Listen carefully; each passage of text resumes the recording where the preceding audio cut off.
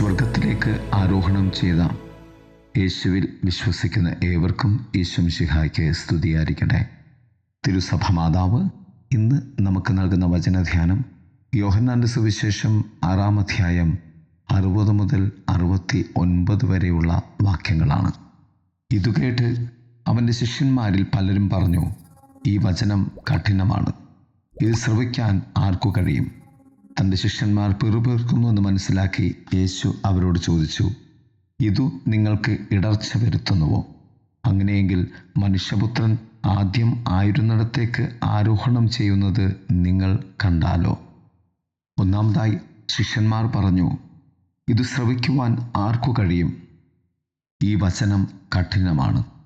കർത്താവ് തൻ്റെ ശരീരം ഭക്ഷിക്കുകയും രക്തം കുടിക്കുകയും ചെയ്യണമെന്ന് അവരോട് പറഞ്ഞത് കേട്ടിട്ടാണ് അവർ ഇപ്രകാരം കർത്താവിനോട് പ്രത്യുത്തരിക്കുന്നത്. യേശുനാഥൻ അവരോട് ചോദിച്ചു, ഇതു നിങ്ങൾക്ക് ഇടർച്ച വരുത്തുന്നുവോ? അങ്ങനെയെങ്കിൽ മനുഷ്യപുത്രൻ ആദ്യം ആയിരുന്നിടത്തേക്ക് ആരോഹണം ചെയ്യുന്നത് നിങ്ങൾ കണ്ടാലോ?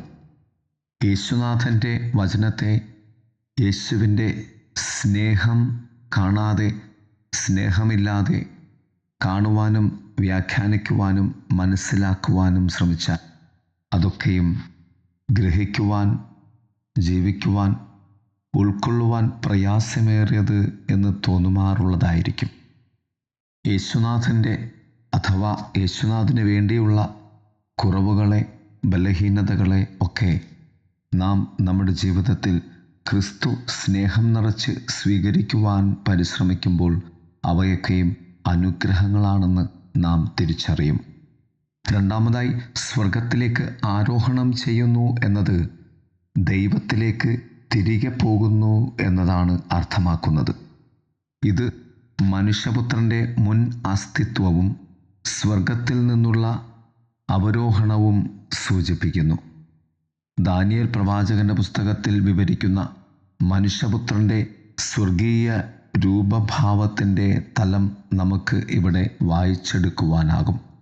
അതുകൊണ്ടാണ് കർത്താവ് പറയുന്നത്, അങ്ങനെയെങ്കിൽ മനുഷ്യപുത്രൻ സ്വർഗത്തിലേക്ക് ആരോഹണം ചെയ്യുന്നത് നിങ്ങൾ കണ്ടാലോ എന്ന്. യേശുവിൻ്റെ ശിഷ്യന്മാരിൽ വലിയൊരു ഗണം ഒരേ സമയം അവിടുത്തെ ഉപേക്ഷിക്കുന്നതായി രേഖപ്പെടുത്തപ്പെട്ടിരിക്കുന്ന ഏക സംഭവമാണ് ഇത്. ദുർഗ്രഹമെന്നും ദുർചിന്തനീയമെന്നും ചോദിക്കുന്ന, കരുതുന്ന ഇടങ്ങളിലൊക്കെയും അതിലുപരി യേശുവിൻ്റെ സ്നേഹത്തെ, ദൈവസ്നേഹത്തെ നാം ബോധ്യപ്പെടുവാൻ പരിശ്രമിക്കുമ്പോൾ അതൊക്കെ സ്വർഗം തുറക്കുന്ന സ്വർഗദർശനത്തിൻ്റെ, സ്വർഗീയ സന്തോഷത്തിൻ്റെ ഒക്കെ വചനങ്ങളായി മാറും. മൂന്നാമതായി, ജീവൻ നൽകുന്ന ആത്മാവ്. നമ്മുടെ മനസ്സിനെ ദീപ്തമാക്കാൻ ആത്മാവിനുള്ള കഴിവിനെയും വെളിവാക്കപ്പെട്ട സത്യങ്ങളെ വിശ്വാസം മൂലമല്ലാതെ ഉൾക്കൊള്ളാൻ പറ്റാത്ത മനുഷ്യയുക്തിയുടെ കഴിവില്ലായ്മയും താരതമ്യപ്പെടുത്തുന്നതാണ് ഇവിടെ നാം കാണുന്നത്. ആത്മാവാണ് ജീവൻ നൽകുന്നത്, ജഡം ഒന്നിനും ഉപകരിക്കുന്നില്ല. നിങ്ങളോട് ഞാൻ പറഞ്ഞവ ആത്മാവും ജീവനുമാണ്. ഓരോ വചനത്തിലും ഉള്ള രണ്ട് വലിയ സാന്നിധ്യ സത്യങ്ങളാണ് ആത്മാവും ജീവനും. ആത്മാവ് ജീവൻ്റെ ഹൃദയത്തുടുപ്പാണ്, ജീവൻ ആത്മാവിൻ്റെ കവചവും. രണ്ടും അഭേദ്യമാമണ്ണം ബന്ധപ്പെട്ടിരിക്കുന്നതാണ്, ഒന്ന് മറ്റൊന്നിൽ നിന്നും വേർതിരിക്കുവാൻ സാധിക്കാത്തത്. ഇതിന് നിദാനം വിശ്വാസം തന്നെയാണ്.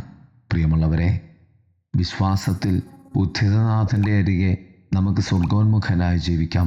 ദൈവം നമ്മെ സമൃദ്ധമായി അനുഗ്രഹിക്കട്ടെ. ആമേൻ.